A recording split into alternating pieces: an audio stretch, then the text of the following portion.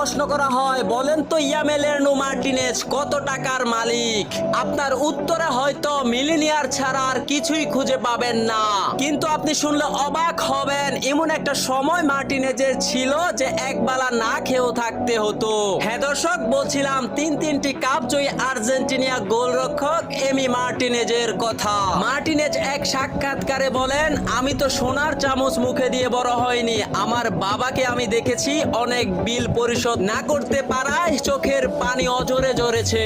আমি তো এমন এক সময় পেরিয়ে এসেছি, রাতের এক বেলায় আমার না খেয়েও থাকতে হয়েছে। সেদিন আমি শপথ নিয়েছিলাম কোন এক সময় আমি আমার পরিবারের দায়িত্ব নেব।